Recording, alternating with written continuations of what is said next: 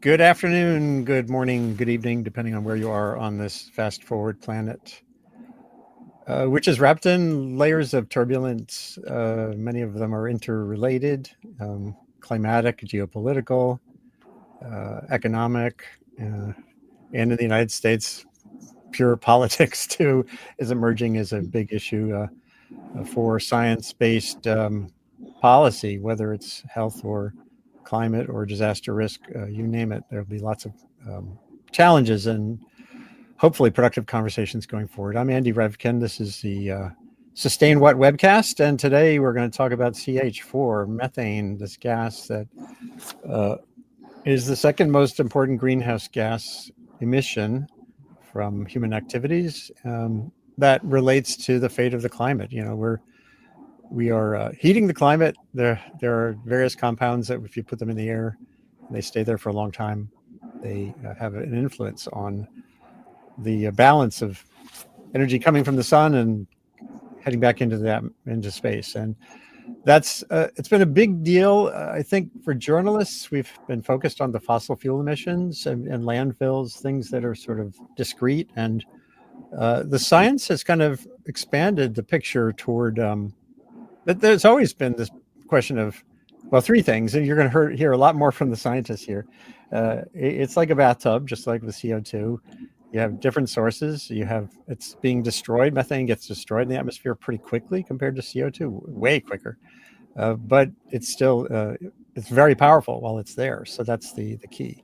And we're just going to dive right in today. I've got Rob Jackson, who I've interviewed and known as a source on this issue for decades, literally, and Sylvia Michel, who's in Boulder, Colorado, works at the interface of NOAA and University of Colorado Boulder, and does sort of the lab end of things. And Rob is kind of the big picture focus. He has a book out as well that you'll learn about. And so the idea is just to cut through some of the sort of, I won't call it spin, more noise around methane, to clarity on what we can do to understand it better and to get at the sources and to maybe speed up the sinks and go forward. So I wanted to ask you both initially, just like what got you focused on this particular compound in your work? You have skills that can be applied to anything. So Sylvia, first, what about methane fixates you, and what's your part of the science? Sure. So I'm, like you said, at the Institute of Arctic and Alpine Research in the Stable Isotope Lab. And we've been collaborating with NOAA's Global Monitoring Laboratory for many decades now. I think we started measuring isotopes of carbon dioxide in 1990. And then we started measuring carbon isotopes of methane in 98. So we have a pretty long record now. And when I started 20 years ago, which is crazy that it's already been 20 years, but we measured delta C13 of methane, which is this weird unit that reflects the ratio of the heavy isotopes to light isotopes in the carbon atoms of methane. I know some of your audience maybe hasn't thought about thought about isotopes since their high school chemistry classes. So if we're looking at the heavier version of this molecule relative to light version. And so we were measuring that through, since 98 and until 2006, 2007, it wasn't changing that much. We could see seasonal cycles, but not a lot of year-to-year differences. And then starting in 2007, 2008, it started to change more negative. So relatively less carbon-13 relative to carbon-12. And at first I wondered if there was something wrong with our instrument or if our calibration tanks were changing or something like that. But then after doing all of our quality controls, we realized that it was real, and our collaborators in other isotope labs across the world were seeing it too, which is very validating for us.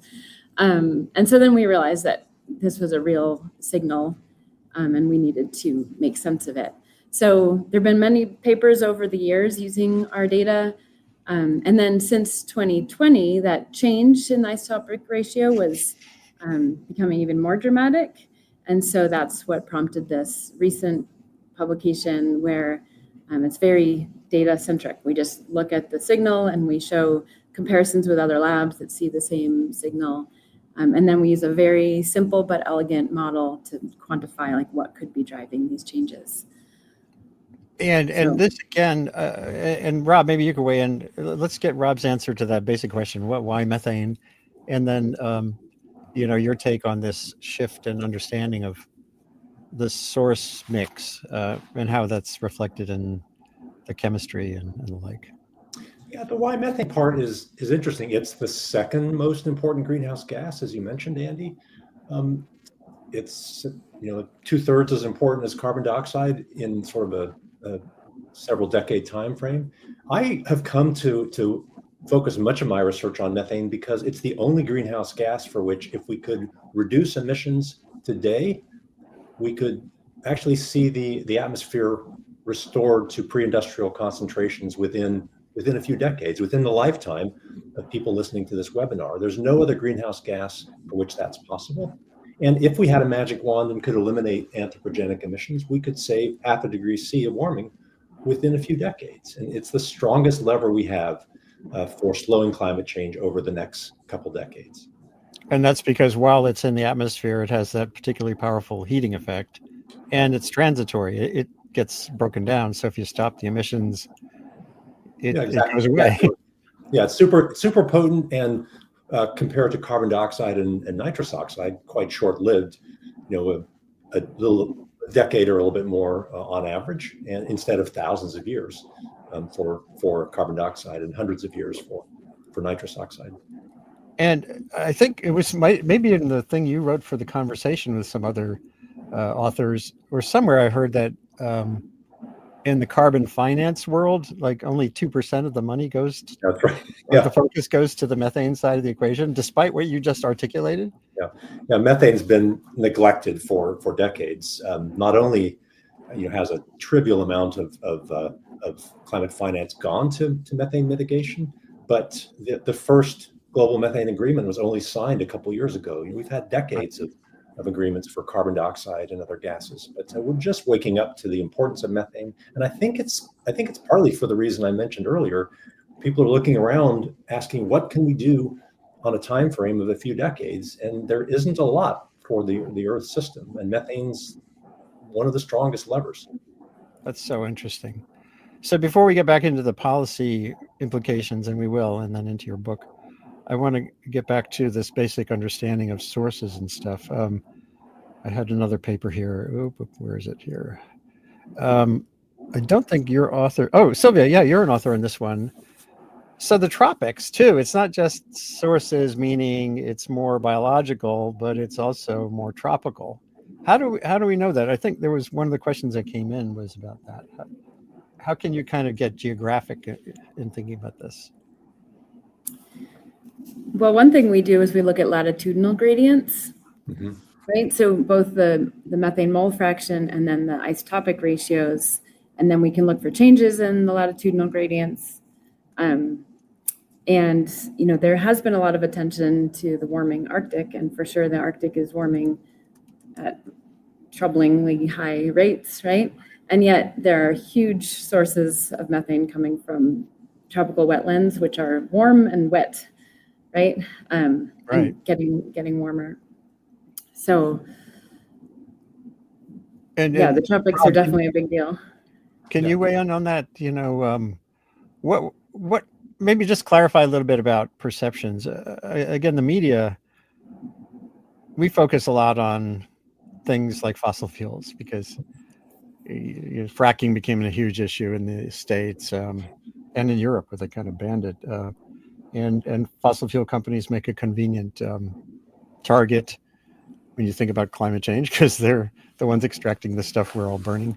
But at the same time, the science seems so different. And what do you think? Could you just lay out your perception of that gap between the average person you run into and what's real?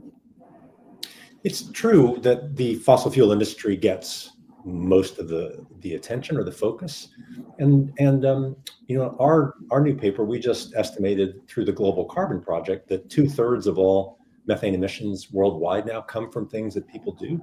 So that's Right. the methane cycle has been perturbed far more than any other greenhouse gas like carbon dioxide. But about 1/3 of those emissions from human activities come from energy and fossil fuels primarily, but about 2/3 comes from agriculture and waste. So cows burp as much methane as the oil and gas industry emits. Rice farming releases some methane. Waste, food waste, landfills and such Yeah. are a major component. And then there's the largest natural source is wetlands, freshwater ecosystems, and they seem to be increasing, particularly in the tropics. We expect that to happen as temperatures warm, because warmer temperatures boost the activity of microbes. But we didn't necessarily expect to see it already. But in the last few years in particular, there's strong evidence, including our paper out a couple months ago, showing hotspots of increased emissions in the Congo, in the Amazon, in the Pantanal in Brazil. It was work done by a postdoc, Zhuiying Yu, and others. So we expect tropical emissions to increase, and we're starting to see that increase now. And whether that continues remains to be seen. But it's troubling. We have no way to slow those emissions. I sometimes say you can turn a wrench in an oil field, but there's no wrench to turn for the Amazon or the Congo. Right. And that gets to something else you've been talking about, which is actual drawdown for methane too. In other words, are there ways, we all, well, not we all, those who are focused on the climate problem have seen a lot of discussion of carbon capture and sequestration, for example, which is really hard to do at a scale the climate will ever notice, to my mind, after talking to so many people about it. But it's important work to consider. I think there's been way less discussion of methane, active methane destruction, drawdown. Maybe I'm kind of jumping around here a little bit, but it certainly relates to what you just said. If you have these giant sources that have no wrench, Mm-hmm. Could you just talk about that as a possible reality going forward?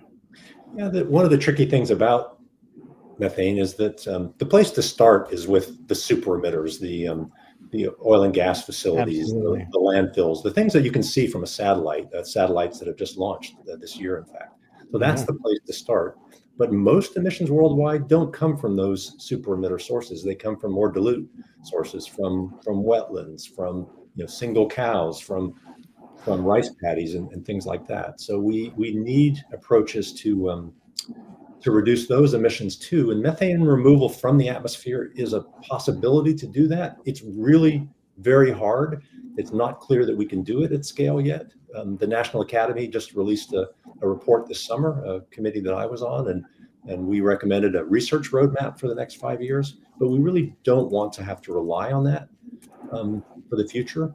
And because methane disappears so much more quickly from the atmosphere, in principle, we don't need it in the same way we need it for carbon dioxide.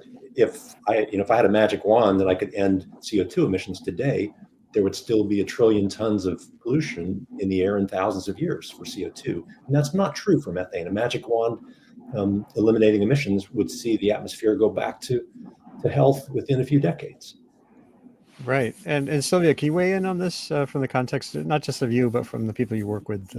Yeah, I think it's a tricky message that we as scientists have to convey, because so I can see who has blogged the paper that we just put out, and some of the people were saying see, it's not fossil fuels. Fossil fuels are not the problem. Right. But of course fossil fuels are the problem, because it's still about 40% of methane emissions are from fossil fuel extraction and transportation, et cetera.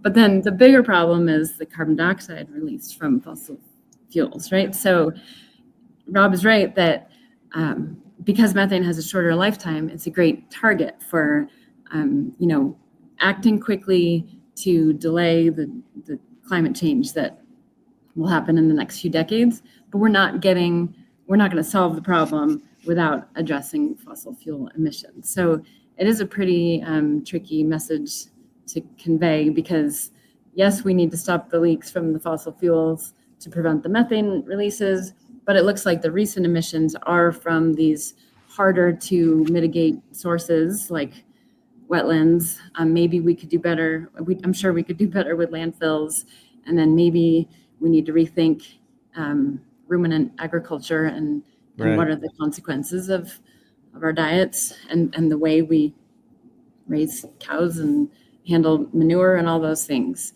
So I guess we need to make sure that with the limited resources that we have, how can we best use them to address these big problems? So Yeah. And this is an arena also where historically there's been this thought of using markets, carbon offsets, credits, and the like. It's been very problematic. And I don't know whether there is another approach. Rob, you've dealt with the policy questions here too. If you have a diffuse problem with multiple solutions, is a lot of people talk about markets right away. There are credits being sold by farmers for reducing methane, I think, in some parts of the world at least. But it's hard to it feels like it is kind of tough and multidimensional. I don't know if that seems like it's part of the solution or not. Yeah, it's hard to quantify. First, I want to amplify something Sylvia said. The place to start is in the fossil fuel industry, because every time we reduce burning a fossil fuel, we don't just save the carbon dioxide emissions, we also save the methane that leaked out in the oil and gas field where those fossil fuels were extracted, or coal mine, all the way through distribution and use.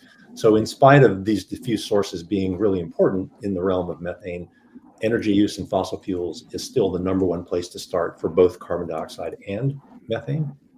But this, we're struggling a little bit with understanding cause, which we'll come to, but also responsibility. If emissions increase in the Congo, the last few years in Africa, in Central Africa, have been both warm and wet, which is a perfect sort of engine for boosting methane emissions in wetlands. And we're seeing that increase.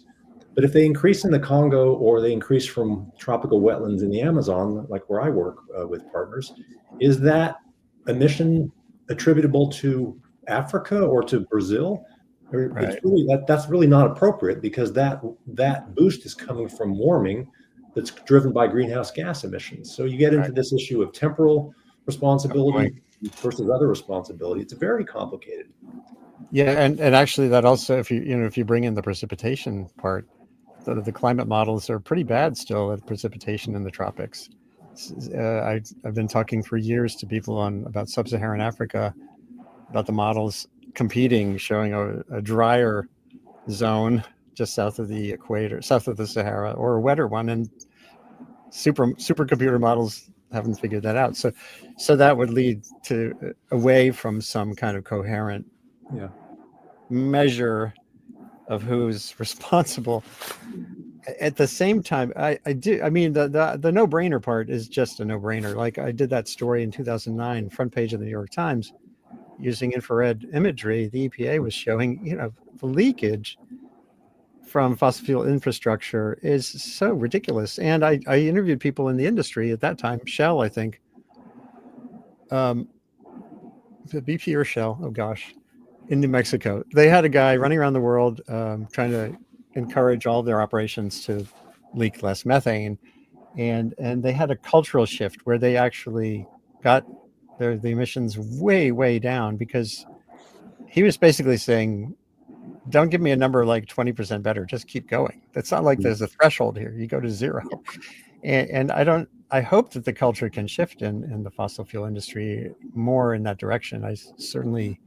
And then there were some analyses that showed it actually made money. If you keep it in a pipeline, then you have something to sell and combust. But I think there's evidence that that's working. Even though fossil fuel production has gone up, methane emissions from fossil activity seems to have decreased. There was recently a paper by Kushal Tibrewal showing that the proportion of emissions from fossil fuel extraction has gone down in a lot of countries. That's encouraging. Call me a little more skeptical than Sylvia on that case. I'm not sure that the industry's estimates of what their methane emissions are are vastly lower than the scientific community's estimates. And I think we're going to find with the satellites and other tools that I think we'll find that emissions from fossil fuel extraction and use are higher than we have thought in the past. But I think both things can be true. They can be higher than their bottom-up estimates, but they can still be decreasing over time. Would you agree with that? I would agree with that, and I think it's true that the atmosphere is telling us that the increases are more biological. They're lighter, which is part of Sylvia's work. But I'm not sure that means that fossil emissions are necessarily going down. It doesn't have to be the case. So I'm just a little skeptical that the evidence for the decrease in the oil and gas industry is not that strong, in my opinion. Well, and it's hard to go drive by the fracking operations that are still in the Denver-Julesburg Basin and not be convinced that there's some methane release from all that activity, right? So, yeah, it's hard to make sense of. Yeah, although I think, as you were saying, the satellite and other aerial sensing that's been done has clearly, I've seen papers on this, including from the EDF project where they were working with the industry, that show the dominant sources, these super emitters, are really across that whole landscape you're describing of emissions. The role of super emitting sites is clearly key, and that implies there are discrete solutions that can be illuminated through the use of remote sensing to sort of point the finger, and then well, what do we do on the ground? What are the solutions there? I'm hoping that that's how this can all work. I've written many times about the idea that an observed Earth, a monitored Earth, can be a safer Earth. I just was writing that in the context of tsunamis, but it's true. It's true for we're in an age where you can impose transparency in ways that were really not possible 40 years ago or even 10 years ago. I think it's exciting. That's what's sorry to jump in. That's what's so exciting for me about the satellites is that we'll have a better and clearer picture of operations in the United States. And there'll be fields like the Permian and the Bakken that are primary oil fields that I think will learn that emissions are higher than we think they are. And that has been shown in other tools, using other tools too. But we'll also be able to see Russia and China and Azerbaijan. There's nowhere to hide from a satellite. And there's a power in democratizing that information. Yeah, and I'm showing this. This is the Google Earth Engine data output for Methanesat, which is there are a couple of new satellites, but this one, you can dive into these basins. It's early days because this still just come up. These satellites are just coming online, right? And the carbon mapper, it's more of a zoomed in version. Right. Carbon mapper is really cool. In fact, one of the images I showed earlier is from them. So that gives me great hope as well on that industrial component. And of course, it depends on the country, as you say. That piece I did in 2009 about the possibilities of emission reduction. Someone I interviewed for that New York Times piece had been to a single Russian gas hub where one compressor or something, he estimated it was leaking as much as all of Canada's infrastructure. Wow. It was, but we'll have clarity. So maybe that's an overstatement, but there's a capacity to know that. Yeah. I wanted to get into a couple of other angles here. So just hold on a second while I shift gears. It would be worth going into a little detail on this thing called the Carbon Project, the Global Carbon Project, and its role. It has a big section on methane, but who is it? How does it work? What's the goal, et cetera? So in the Global Carbon Project, which I'm fortunate enough to chair, we organize thousands of scientists who contribute to what we call budgets. We analyze emissions and sources and sinks for carbon dioxide, methane, nitrous oxide. We're working on a new hydrogen budget. We assemble bottom-up sources. Estimating how much of a greenhouse gas is emitted from point sources. We look from the atmosphere down, the approach that Sylvia uses. We put all these pieces together and attribute emissions and rising concentrations to natural sources, human activities, and try and provide all that information in a transparent and easily usable way for policymakers. That's a favorite. It's a favorite thing I do professionally. That's good. And let's talk about the cross-disciplinary aspects of this too. Here we have Sylvia. What's your actual PhD in? I don't have a PhD. Oh, that's right. You have a master's. I remember looking. I have a master's degree. I'm actually I'm taking classes. I'm hoping that late in life I can get that degree that I didn't get in my 20s. But I was hired 20 years ago as a lab technician. So I run the instruments that make these measurements. They're isotope ratio mass spectrometers, and then we have prep system that extracts the methane from the air. It's a pretty complicated process. It is not an easy measurement to measure methane isotopes. Carbon dioxide is a little bit easier, but we're trying to do it at very high precision and very high accuracy because, in the time that I've been in the lab, honestly, since measurements began in 1998, the delta C13 of methane, which is that weird unit of the isotopic ratio, it hasn't changed by very much, right? A couple, a per mil at most, right? Yeah. So, and that per mil is, we're talking about 1.061% versus 1.062%. This is tiny changes in the ratio. So anyways, my job is to make those instruments run well. I work with a team of folks who are doing that, and then to manage the data. And then I work with colleagues at NOAA to make sense of the data.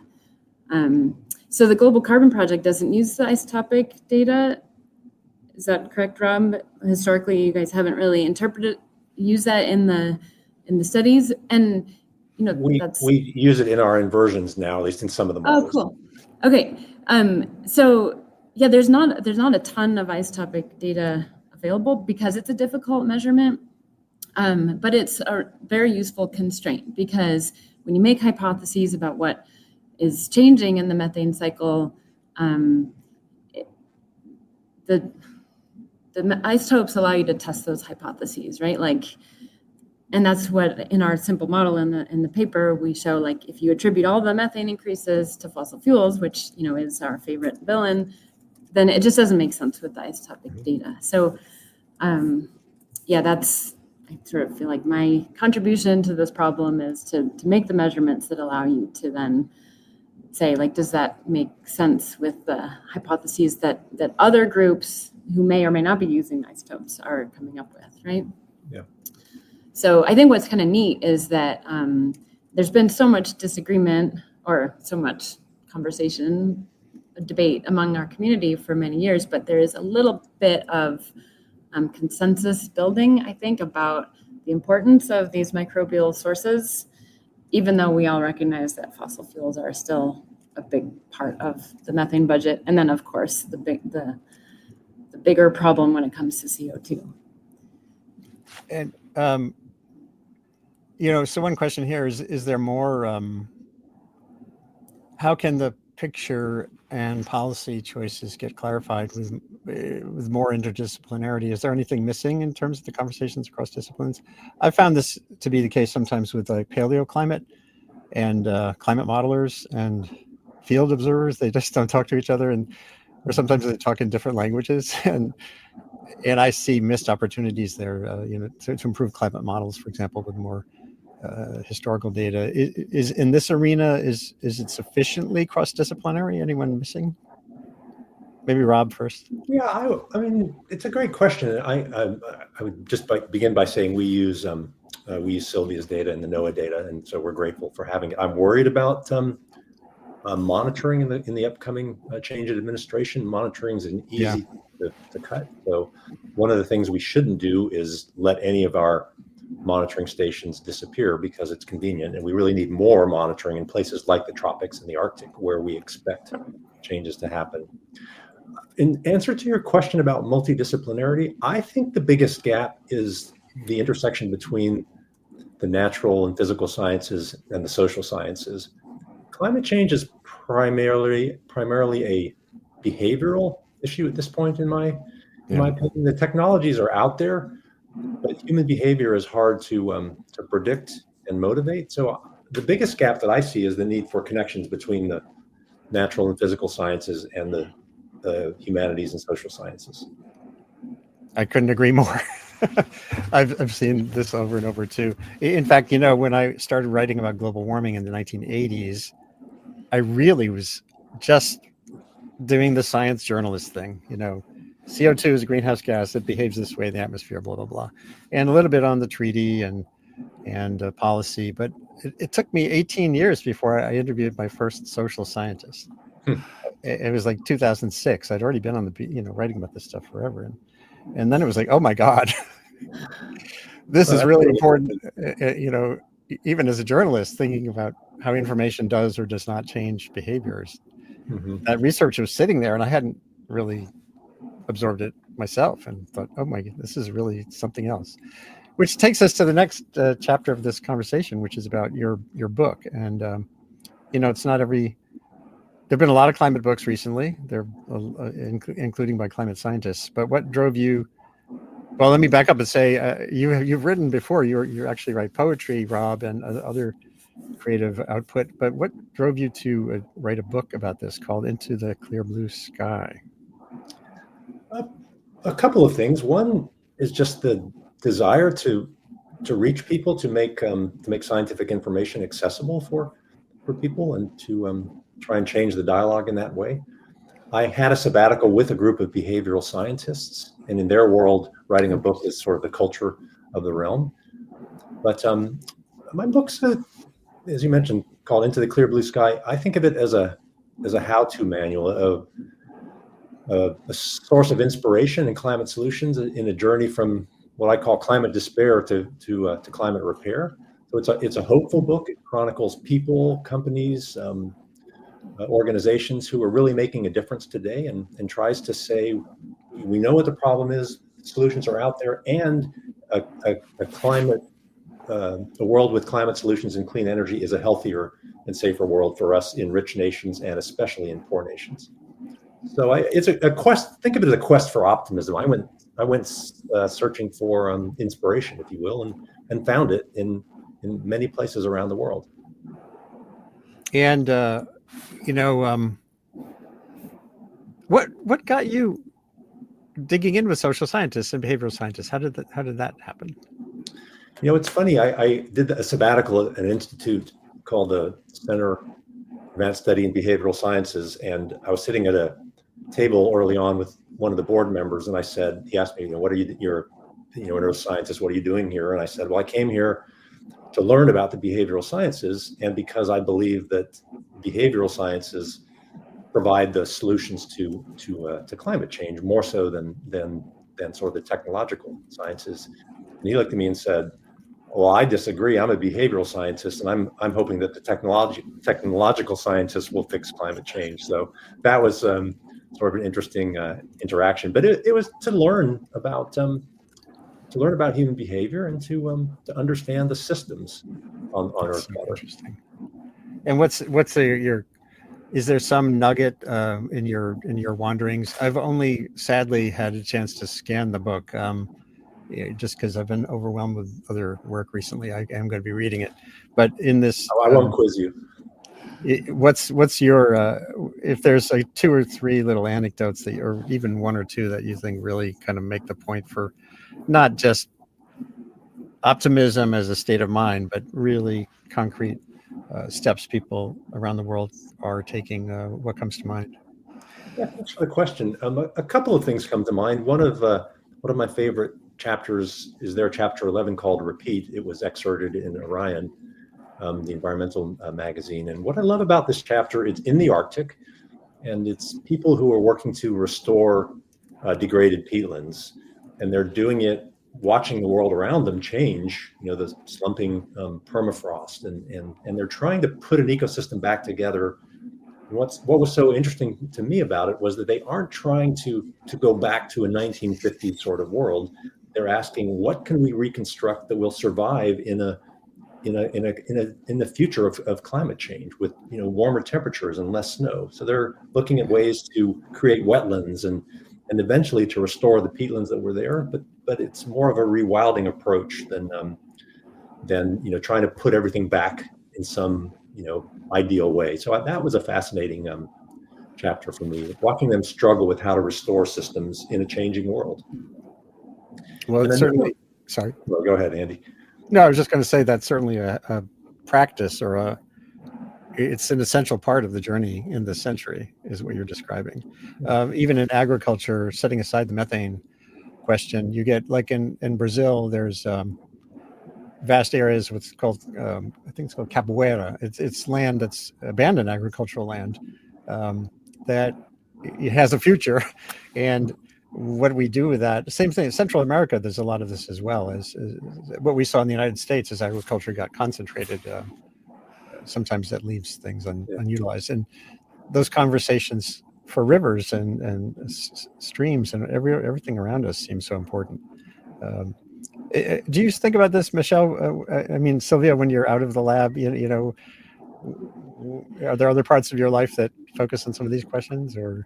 Well, I guess what Rob said about trying to cultivate optimism, because when you're in this business, it can be pretty overwhelming, and we're in it, and I got kids, and sometimes it feels pretty heavy, and so to try to cultivate that optimism by spending time outside and seeing sort of the opportunities to, appreciate and preserve nature, and feel like there can be hope for the future, even if the future looks a little bit different. Absolutely. The idea of exposure to possibility, even whether it's nature in its untrammeled state or kids doing a stream repair project themselves. Yeah. Getting students engaged in this possibility that can happen in a city. There's some expression. My brain is slowed down. It was in Walden, or Thoreau said something at one point about the swamp at the edge of town being as valuable as the wilderness. Mm-hmm. And that's everywhere. And I've written about cities like Seoul in South Korea, in this megalopolis, where they stripped away the cement and the asphalt and restored a little stream through the middle of the city. And I've been there. That's a really neat spot. It is a neat spot. And I wrote a page one piece for the Times about that. There's a comment that came in that's pretty interesting. It relates to, whose behavior needs to change. Joe Hopfield says, at this point, it feels less about human behavior and more about the emergent behaviors of corporations, billionaires, and other concentrations of wealth. Yes. So maybe, Rob, how do you think about that? You're at Stanford. You talk to some of those people. Yeah, first of all, spot on. It is important to talk about individual behavior and things that we can do, but it's not sufficient to talk about that. We have to talk about the system, the incentives. I don't believe that people in corporations are somehow inherently, worse or less ethical than people in academia or at NGOs. That's not my experience. But the incentives are that corporations, as long as pollution is free, as it is in much of the United States, then any climate solution is likely to be more expensive than free. Anything you bolt on that stops the emission of a greenhouse gas that can go to the atmosphere for nothing is going to cost a little bit more. That's why another chapter I love in my book was a journey to the first steel plant in the world producing steel without fossil fuels. It's in Sweden. Mm-hmm. And the company there has gotten rid of all of its coal, and they have replaced it with hydrogen that they generate on site using clean hydropower. And it's a really marvelous example that's technological advancement that's helping their company. It's called Stop the Steal for stopping steel-based fossil fuel emissions. Yeah. But what's so interesting about it is that the only thing really that made it possible was a price on pollution. Sweden and Finland were the first countries in the world to pay for pollution. So they had to pay $65 a ton to emit carbon dioxide. They released a couple tons of CO2 for every ton of steel. And so that incentive allowed them to reconfigure their entire manufacturing process to clean it up And of course, it takes decades to spread that worldwide in their operations, let alone others. But carbon pricing or paying for pollution is, to me, the only way we will ever see global solutions for climate change.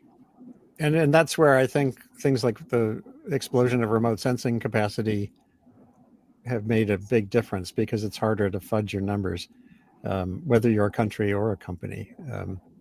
And I was writing over and over again about infrared imagery as a way to ground truth that anyone in a community actually can do if they can rent one of the appropriate imagery cameras and the like. And certainly at the satellite scale, we now have this capacity. So the more you can enforce and have a clear market, and that's part of that, the better the chances are you can monetize it.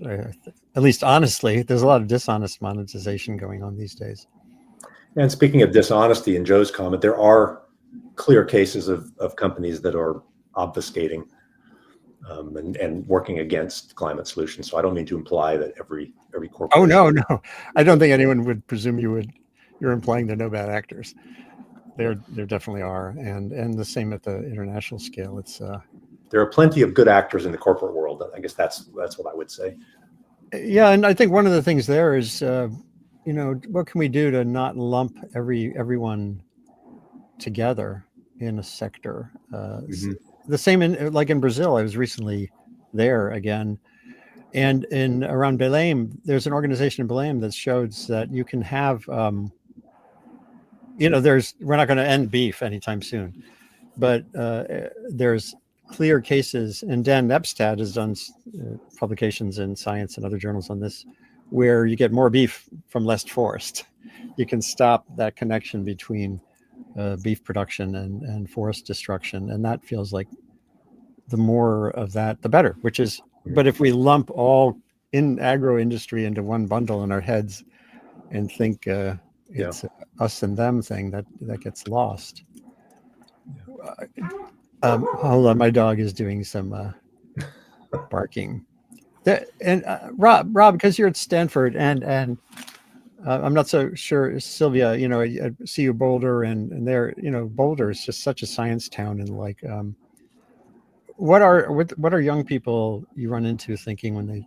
Do you think there's a need for more systems approach, so we're not just villainizing some industry sector and or the like?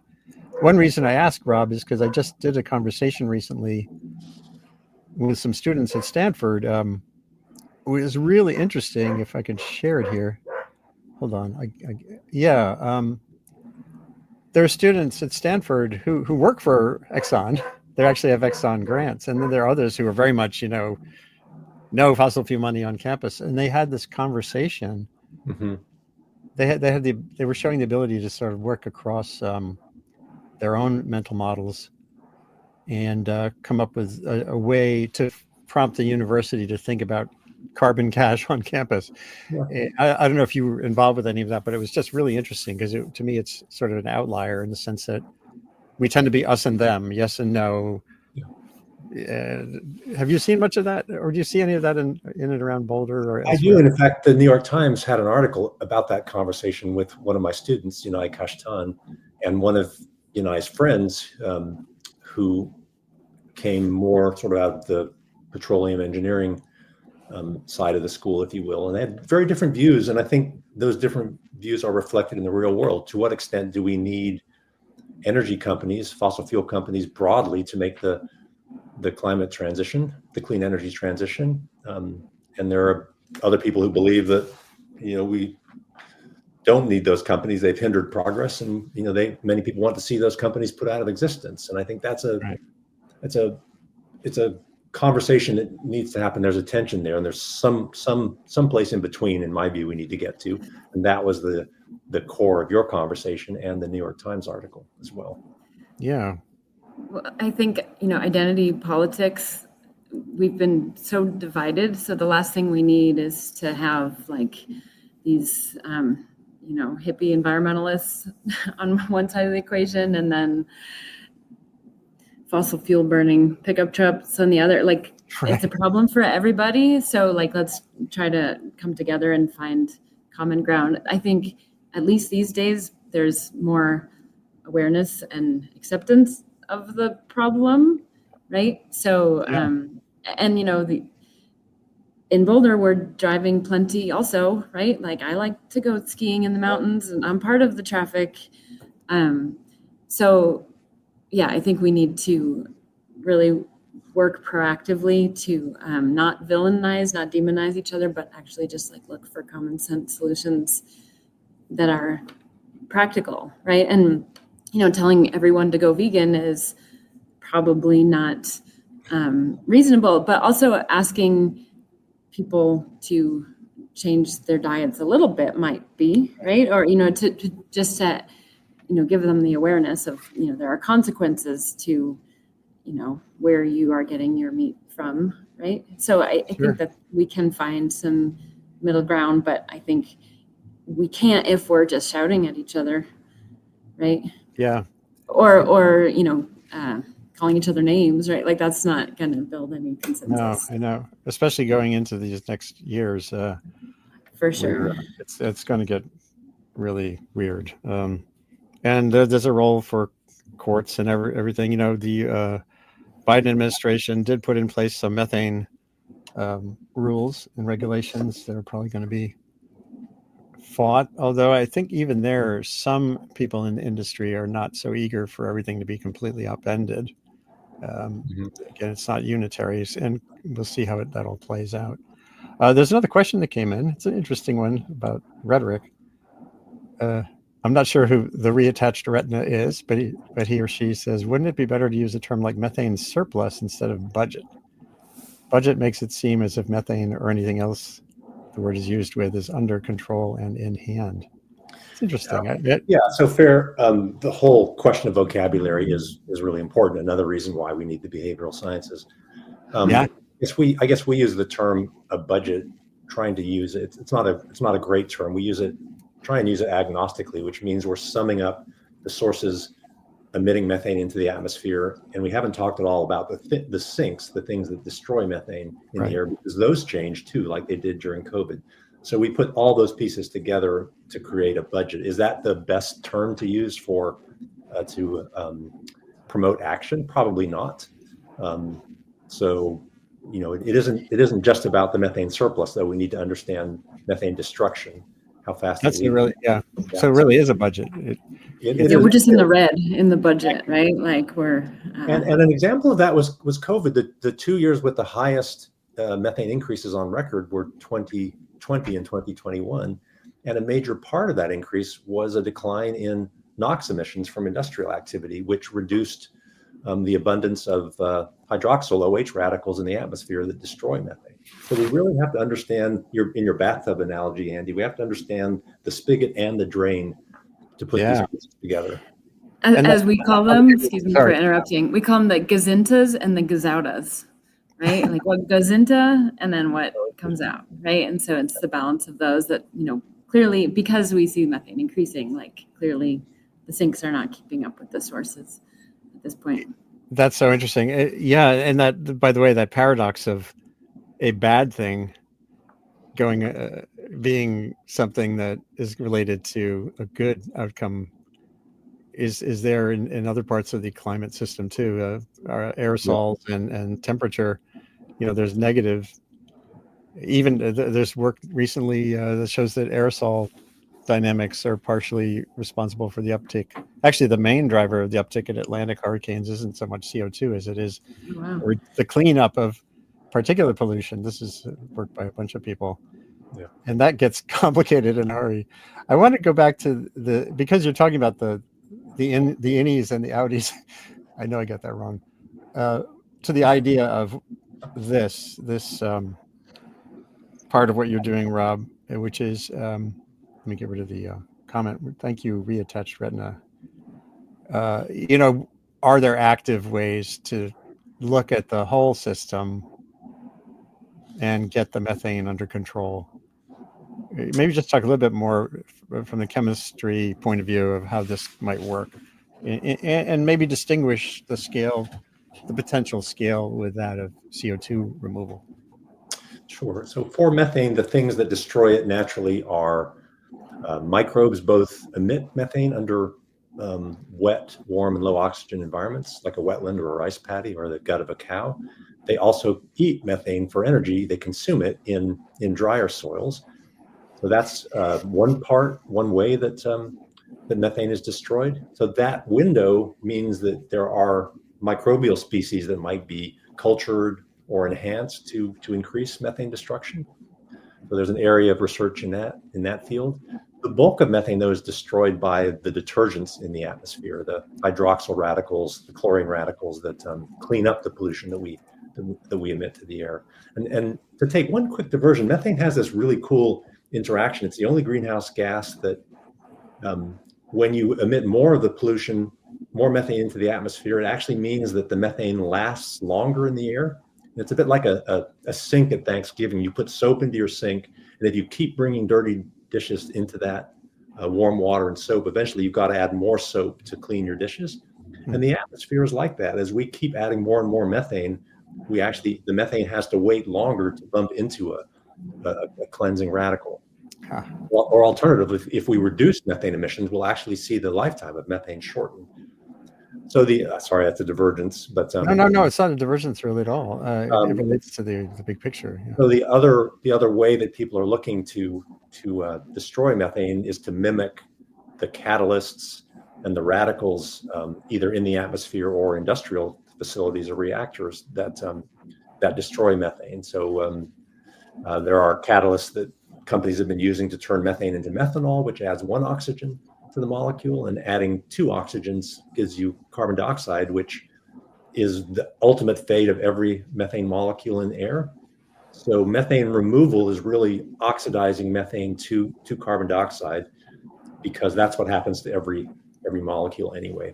It's expensive. It's hard. We can't do it yet at scale commercially. So we don't have to rely on it, but there's a lot of work happening that I'm part of and excited about. But first and foremost, we need to keep it from going into the air. Absolutely. And, we're almost at the end here. Let's see if there's any other questions.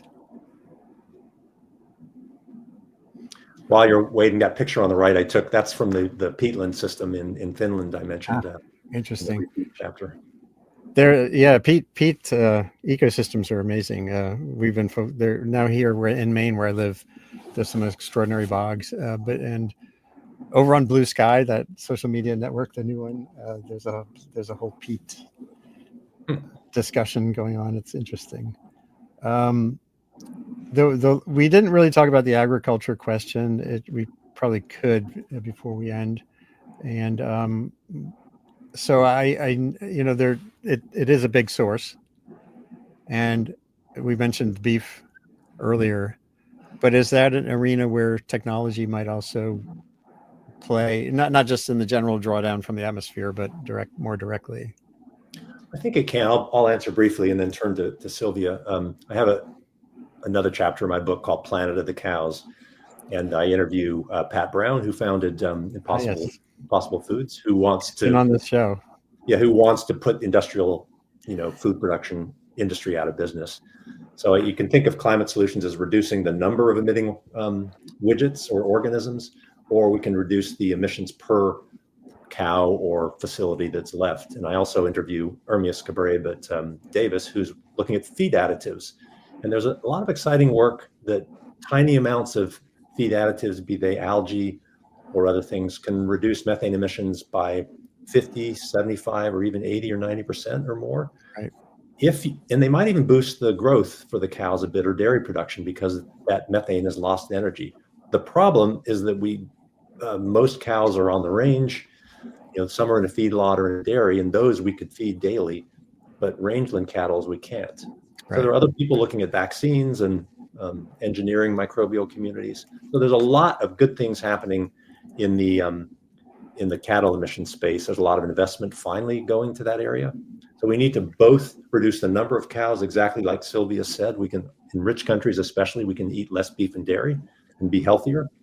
But we also need to reduce emissions per cow for however many there's 1.5 billion cows on Earth, whatever the number comes down to, they'll still belch methane. Absolutely. There is another question here, and thank you both for hanging in there today on a Friday. From LinkedIn, a user says, can you touch on the geopolitical dimensions of the problem? What levers are there to affect emissions in countries lacking legal systems that make transparency and accountability possible in most democracies? Well, we kind of touched on a little bit of that in terms of transparency, imposable transparency. But is there anything else that comes to mind? Rob, I mean, this may be outside Cynthia. Definitely outside my expertise here. Yeah, but Rob, you've dealt with the treaties. Nothing like ending on an easy question. This is a hard issue. The beauty of satellites, we've already talked about, the ability to see emissions around the world. The handshake from information to action is not simple, even in the United States, let alone in other countries. Right.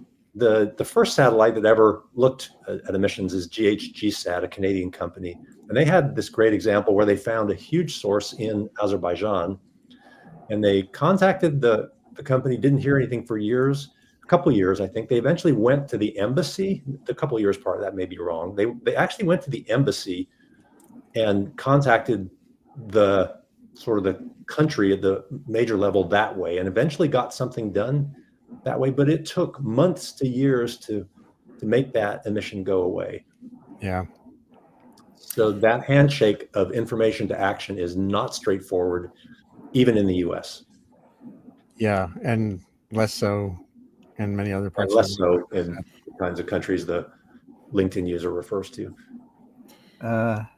I just want to add the point that I think the satellites are so powerful, but Rob mentioned how the surface-based monitoring is really like the ground truthing of, the satellites can see in places where we can't take air samples, but we need the air samples to ground truth the satellites. So they really are complementary approaches. But yeah, it's the air it's not affected by the glint off the ocean, right? Or the clouds blocking the measurement from the satellite. So I thank you for speaking on behalf of the air samples, which is sort of the old school method of measurement, that it's not very glamorous, but it's sort of sustains what we do and is sort of the backbone of what we know about the atmosphere. Yeah, we call the atmosphere the truth in the Global Carbon Project. That's what we know is real, and everything else is an information or kind of an inkling into the truth. That's so and the satellites give you the bigger picture, but it's hard. Like you need to actually measure the air to know if the satellites are telling the truth, right? So. Well, this has been a really great discussion. There's one more question come in, and there's quite a number of people watching, which is really nice. And of course, everyone can share this as soon as we're done. Mark Ferguson says, we're using methylotrophs to destroy, we call it oxidization, methane produced from manure via anaerobic digestion into a near zero emission fertilizer. Wow, so that sounds like a double win or something. Is this a technology, Rob, you've been tracking at all, or can I look it up? I think the word we would use is methanotroph. So methanogens generate or emit methane. Methanotrophs eat trophic levels being consuming. And so I mentioned this a little while ago. There are these classes of microbes that consume methane as a source of energy and for other reasons. And people are culturing them, using them in digesters. Some landfill facilities are doing this. Some facilities are actually capturing that methane that's generated and converting it to electricity or trying to convert it to fuels. So it's a great example, and there's more and more of this happening. But again, there has to be some nudge for making this happen, right? Is there a payment associated with that? Can they make money doing it? Is there a fee to emit that methane if they just let it go to the atmosphere? So it's a combination of the market and regulation. Or can we end up with a consumer class that's sufficiently inspired to think about a low emitting product that they demand that product? This is such a challenge. With students in 2011, a documentary on shrimp farming, and there are these really good approaches to shrimp farming, that are wonderful and they have low impact, etc. And but if you don't have a consumer who can go to a market and know and care that there's different kinds of shrimp, or beef produced with no methane, additional methane, then I'll flip that around. If informed consumers can know that, and you have that clarity, then we can drive industry potentially without necessarily a carbon price, where it's the benefit is clear. That's a great point. Sorry for jumping back in. I think Oh, there of is course. the opportunity in voluntary markets. I guess I would just like to to highlight the fact that I can do that, and most listeners on this program can probably do that. But there are a lot of people who can't afford that, who pay a higher price for climate change, and they can't afford to pay more for that hamburger or whatever they're eating. And I guess I think of climate solutions and clean energy first and foremost as a health issue. So clean energy makes all of us healthier in richer countries, in poorer countries, in poorer parts of richer countries, and that's increasingly the vocabulary or narrative I try and talk about with clean energy solutions. It's really not about some future generation. It's about the 10 million people who are still dying every year from fossil fuel pollution around the world. Absolutely. And so this, at the same time, the last thought I might interject, and then any final thoughts from you both would be great. When you mentioned you were at that retreat with the behavioral scientist, his interest was in a technological fix, which essentially would make the solution so cheap that people with our existing habits would absorb that solution. And you are talking about the hope of these wider approaches too. It's kind of both. We need technological innovation for sure, and markets and the prices on negatives can definitely drive things in that direction. General awareness can drive things in that direction, but a lack of awareness is what is problem. And that's why it's been great to have this conversation today with both of you. Sylvia Michelle at CU Boulder, and works with NOAA people on the methane, the mystery and the options revealed by science looking at methane sources using advanced isotopic chemistry. And Rob Jackson, for decades, a very wise voice and impactful researcher at Stanford on the climate challenge. Thanks for being on here. And as soon as we're done, this can be shared anywhere, the video, and I'll update my post that was on my Substack thingy, and people can read about it there. And maybe we can do this again sometime. I just really appreciate your being on Sustain What. Thank you so much for inviting me. This has been a pleasure. For me too, Andy. Thank you so much, and great to hear from Sylvia too. Thank you all. Hold on one second.